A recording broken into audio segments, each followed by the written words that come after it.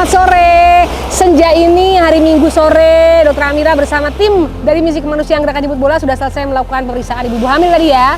Di Kampung Kuama sudah membahagiakan mereka. Banyak ibu hamil yang belum periksa, udah kita periksa.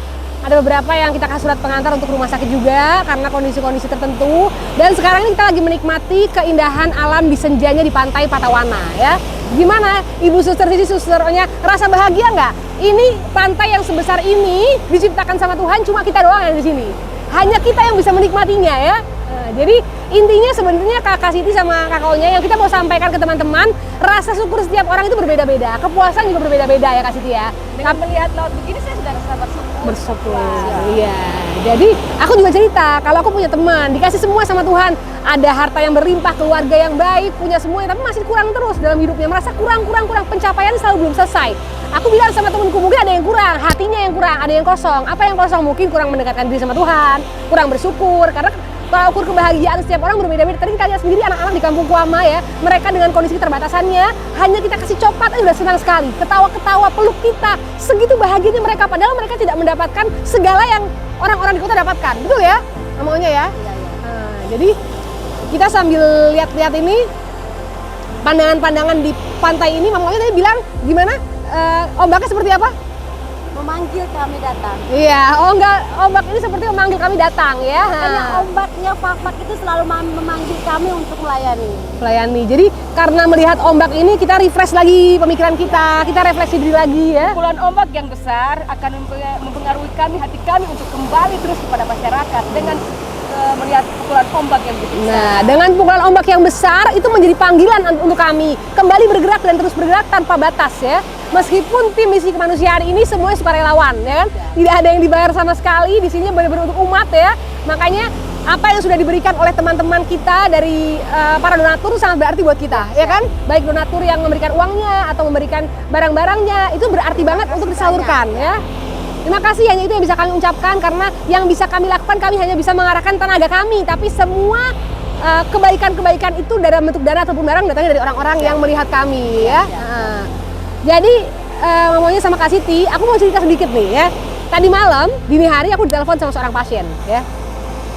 Pasien itu jam 3 pagi telepon aku, lagi hamil 5 bulan, nangis-nangis. Dok, saya nggak kuat, saya mau bunuh diri dok. Saya sudah minum kopi, saya sudah minum ketimbang, saya sudah minum jamu-jamuan, saya mau bunuh diri karena saya tidak kuat.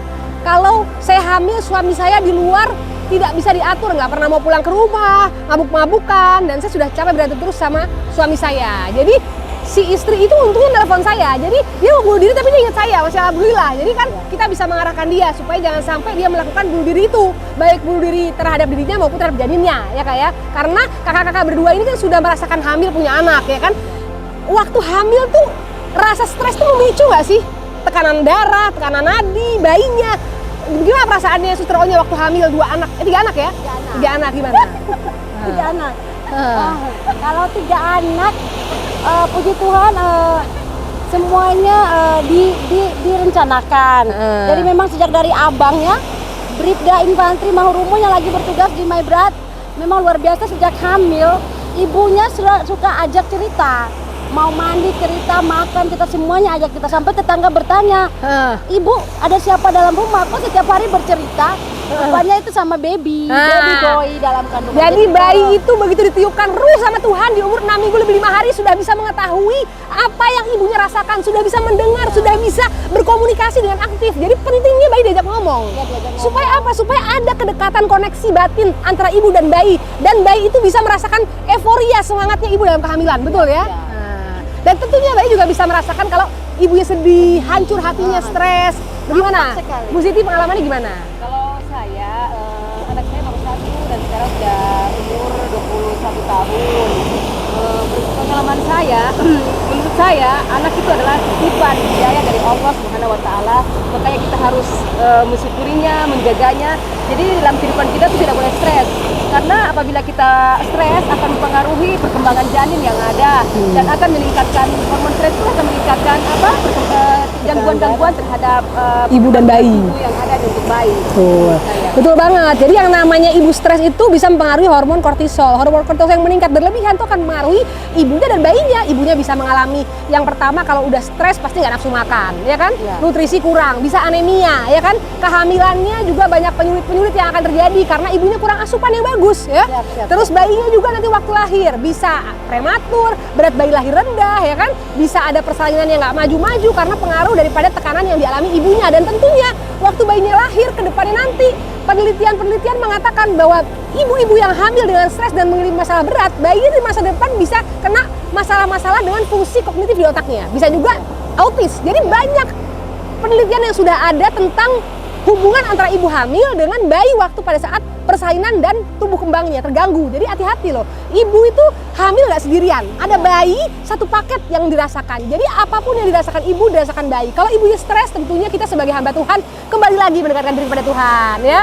Mungkin kita sebagai orang beragama Muslim kita bisa sholat, ya kan, mengaji, istighfar, mendengarkan ayat suci Quran, supaya bayi juga merasakan. Kalau orang-orang non Muslim atau Kristen bisa ke gereja, ya kan, atau minta masukan dari pendeta. Jangan berpikir bunuh diri. Bunuh diri itu adalah dosa. Hal yang paling dibenci sama Allah itu adalah bunuh diri. Jadi hati-hati banget. Saya masih bersyukur pasien saya ini mau telepon saya. Dia saya beri ketenangan akhirnya, saya beri kekuatan. Ibu tidak sendiri. Ada kami di sini yang akan membantu ibu. Kalau ada apa-apa, ibu merasa tercekam, ibu merasa suami ibu melawan KDRT, bisa lapor dengan pihak berwajib, polisi, ya kan? Jangan bunuh diri. Karena kalau bunuh diri yang paling rugi adalah ibu dan hukumannya sampai nanti akhirat. Jadi masih banyak orang yang butuh ibu. Satu ibu mati di dunia ini di Indonesia, makanya kita itu sebagai dokter kandungan meminimalisir menekan angka kematian ibu dan bayi. Karena ibu satu meninggal, itu dunia itu kayak kiamat, ya kan? Kita butuh ribuan jutaan ibu-ibu hebat, ya, yang akan mencerdaskan anaknya. Karena bukan bapak yang bisa mencerdaskan anaknya, tapi ibulah yang bisa menjadi jendela bangsa ini. Betul Ibu Siti? Sangat.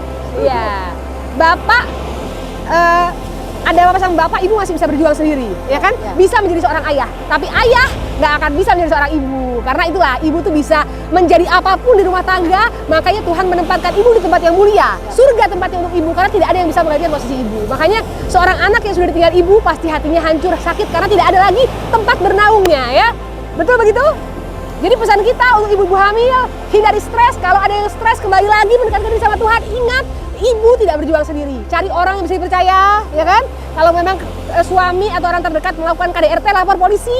Lindungi dirimu dengan cara apa? Mencintai dirimu dulu. Kalau kita cinta sama diri kita nggak akan bunuh diri. Kita akan jaga anak kita karena masih banyak yang butuh kita, dan seorang ibu adalah harapan bangsa. Oke, Dokter Amira, Suster Siti, Mama Onya dari Patawana, Papua Barat, ya. Love you all.